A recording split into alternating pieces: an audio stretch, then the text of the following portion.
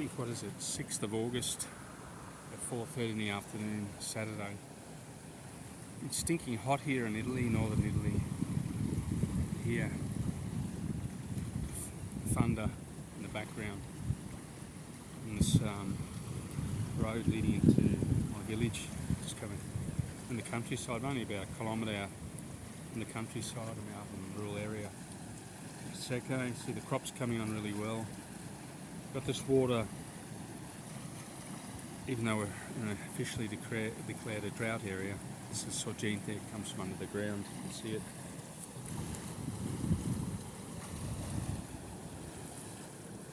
The farmers are not supposed to. What they do is they throw a tube into the water. I've seen them do it, back their tractor up, and they extract water from this canal, irrigate the crop, save money. I think everyone's connected to the aqueduct, which they're supposed to be paying for. They don't. So they water it. They have these special pumps they use, connect up to a generator, and they spray. They hook up all the tubes and they put the tube into the canal. They do it late in the afternoon when all the state control department, agriculture department, or the Carabinieri, the forest department, all these different public departments are all gone home. Rightly so. I mean, you can see this land back of me here. It's planted again for maize. I'm going to put soya or probably corn there. The land's very dry. As you can see in the back of me, it's raining over the eastern part. It's the Piave Tezze. It's raining over there. Nothing here.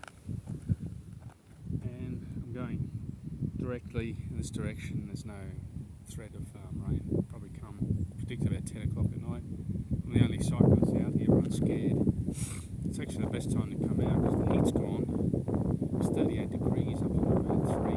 Couldn't even stay at home all morning. Reading the usual articles on Twitter about the economy and YouTube, trying to make sense of what's going on around the world, economically speaking. You just don't know. It's called Vicolo Loschi. It's just a little street leads directly to someone's land. I don't know if it's a dead end. It probably goes through a track. It's public land that you can use, but I don't know. I just always use this road here. It's just been resurfaced. Just bits of it. There's a local council here, the Javara, haven't got much money.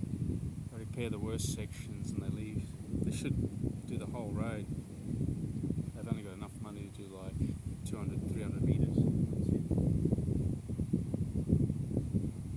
Bitumen. It's a byproduct of petroleum. Trying to ban. Well, strong wind coming up now, but I'm still going to go forward. I mean, I'll find protection further on.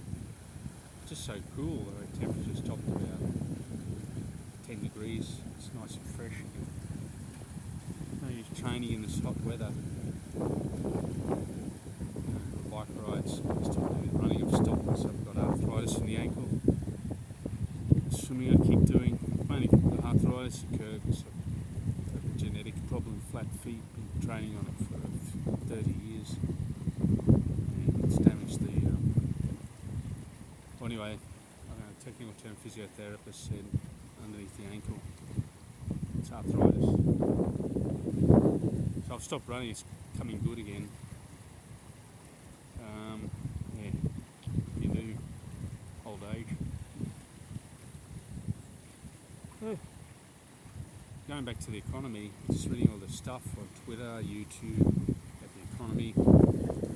Still a lot of people are clueless, don't know what's going on. I know some things, especially inflation, people feel it. The purchasing power has been reduced and they see the price of product go up. There's this argument between deflation and inflation, two forces enacting against each other. I mean, you've got a deflation of furnishings. You got all these ads in Italy, 50%, 70%. They've overstocked, trying to flog off their gear. So you've got food, still on the increase. You know, buy steak, good steak. A little piece like this, €5, €6. I'm trying to save on I buy eggs locally off a friend from work. When you buy local stuff, just got to be careful sometimes. Like the eggs, the yolk, it's semi-rotten. I got a bad one today, it's stuck. So be careful if you don't cook it. Food poisoning. Don't eat it.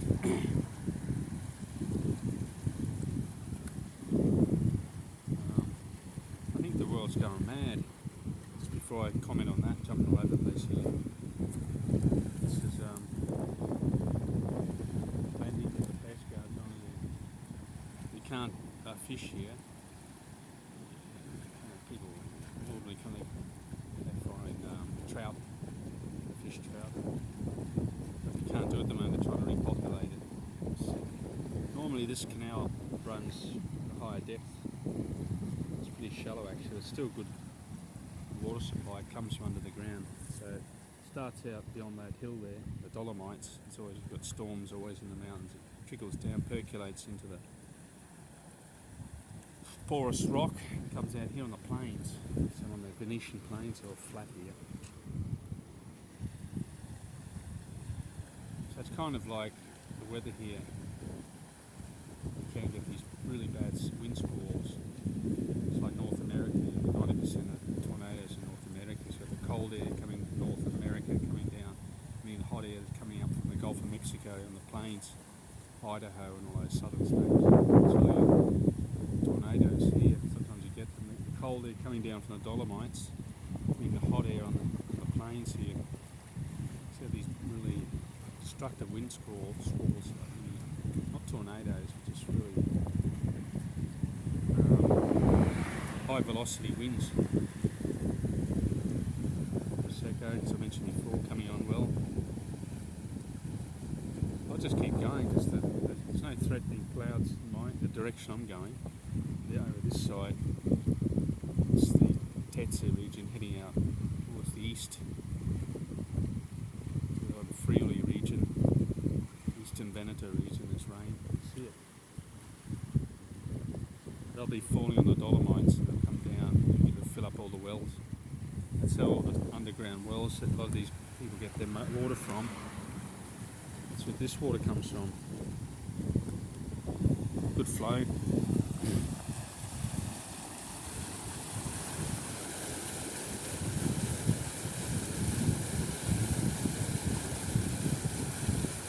You could drink this water before the introduction of pesticides. It's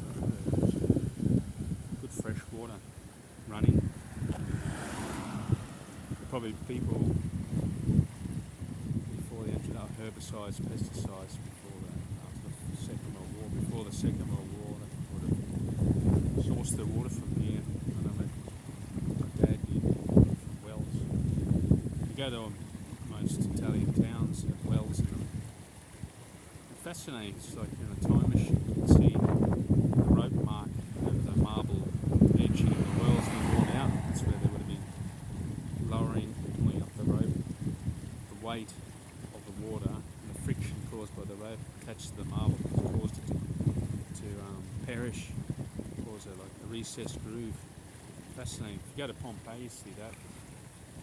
How insignificant, short our time is on the earth. You see the grooves in the road. Traffic, just hundreds of years of traffic, carts unloading and loading material, produce every day, worn out. It's like hard, solid rock, like rock that you move. It's very, very resistant. You can see it's the hundreds of years of traffic. It's when you're in a packed village, full of activity, non-stop.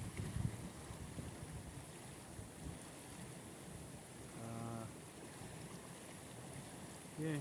I don't know. What's annoying lately, really annoying, is people arguing over semantics with these professionally paid opinionists like Jordan Peterson, looking up on YouTube, and what's Joe Rogan was talking to microphones, paid millions, thousands. There's another American commentator, I forget his name, come to me in a minute. Shapira's, his surname Shapira's, he's a Jewish guy. Paid, if you want to for him to do a speech or a talk on any topic, I think it's 20,000, so for an hour. Absurd. People who don't do nothing intellectuals, who don't do anything positive, why don't add any value whatsoever to the economy, and pay millions lecturing people on inequality and arguing about LBGT, all these topics. It's meaningless compared to what's really happening to the world at the moment. This economic collapse, war. Everyone's diverted their attention now from Ukraine to nothing. There's no topic. We're switching back to monkeypox, the Nile mosquito disease that's happened. 40 or 50 people in hospital here have been bitten by a virus that they say is caused by mosquitoes. The Zanzari, they call them in Italy. So we're constantly kept on edge. I often look at another guy who lives in the middle of, I don't know where, in central North America, United States. He doesn't disclose where he is. It's called Full Spectrum. He's pretty accurate with his predictions. Most people say he's a doomsdayer. But it's pretty, a lot of the things he talks about, I'll just pivot towards the paddock, see where I am. Talks about come true. Talking about the Chinese being agitated, being really irritated by the provocation the Americans going to Taiwan. Having a sense of history. If you look at the United Nations, they voted on kicked out the supporters of Chiang Kai-shek. They were the nationalists. They no longer recognise Taipei. They recognise Peking as the American government. It should be, the end of the discussion should be there. But it's something we shouldn't get involved in. Taiwan has always been part of China, and we just shouldn't interfere. I know why they want to go in and help them, because it's for strategic reasons over the control of the South China Sea. Once China reclaims Taiwan, they'll just expand their territory.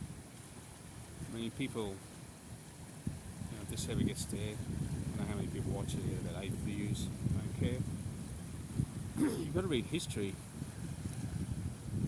and see how things are playing out here.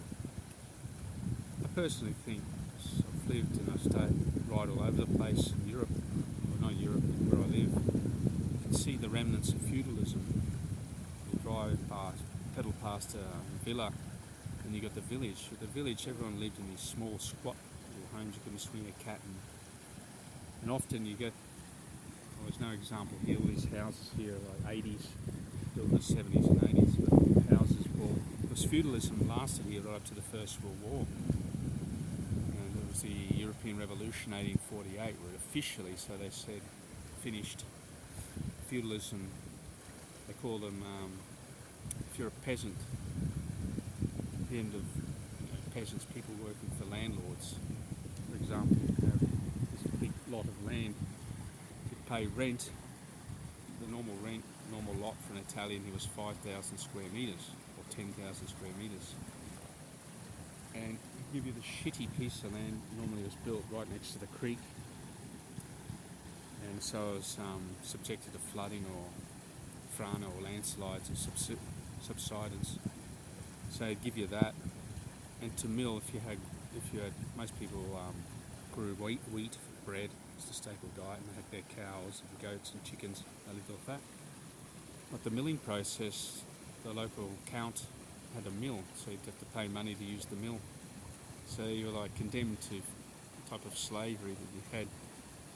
You weren't a slave as such, but there was no such thing as a peasant owning private property. It was just aristocracy, they call them counts. You see there's thousands of Bellicos, villas all over the place. Everyone worked for them. Not officially, but you paid rent to him and you pay a fee to use his machinery to process your crop. That's why he always had a great peasant revolt. It was 1258, I know, in Great Britain against Richard II. The peasants always got the raw deal. They didn't have any weapons. They always got slaughtered. They wanted to take on the armed. The aristocracy had the money, the power, the army, the weaponry. The same thing. Nothing's changed. If you look at today, the middle class became about just after it started to develop after the First World War, and it's lasted up until now. And you can see the aristocracy, or the ruling elite, the multi-billionaires, don't like it. It's the middle class. There's a lot of people who aren't stupid, just read, study like myself, got an ordinary job, I'm not an idiot. I can discuss most people on a general level on most topics pertaining to how we are living today in this time. Speak 2 languages.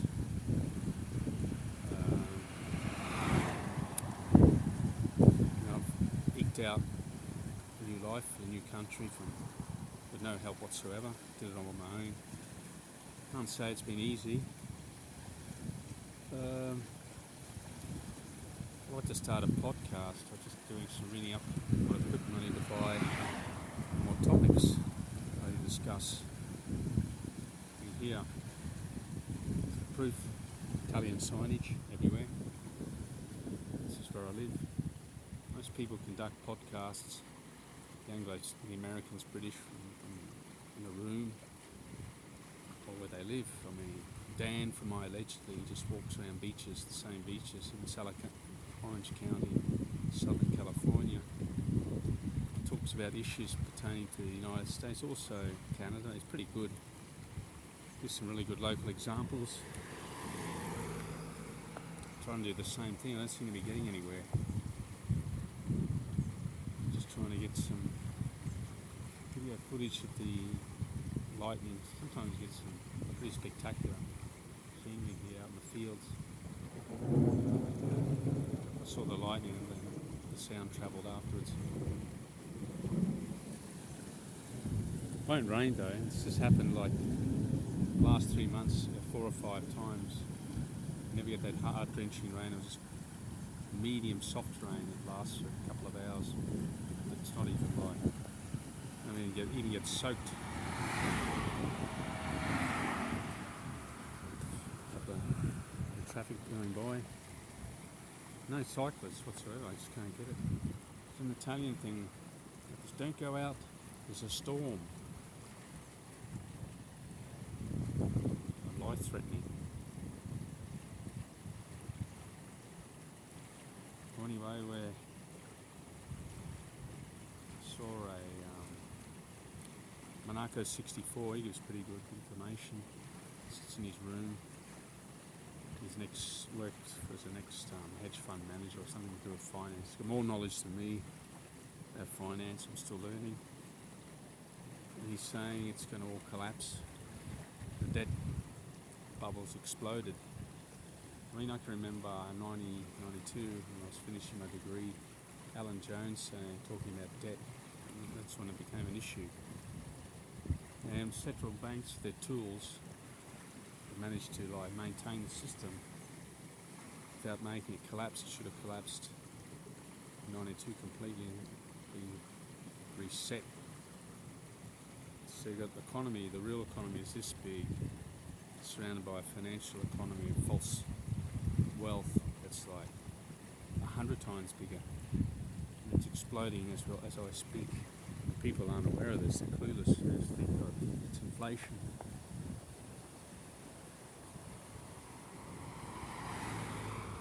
So they try and go about their day as if nothing has happened. I think, if you watch programs like Monaco 64I, allegedly, these guys have been warning us. I agree with them. They're in the middle of a financial storm, and it's happening as we speak. There's a nice brand new Volvo. It's probably on credit. It's on a lease. People buy leasing now 4 years, pay like 130 a month. Or the car probably paying 200 a month. After 4 years, they can buy it or lease a new car. Not a bad idea. But trying to minimise spending, not got any debts, maintain my health. For example, going out fresh air, exercising, and save fiat worthless currency euros, which I think will just keep losing its purchasing power in real things. That's why I'm saving money. I won't tell you what real things I'm saving.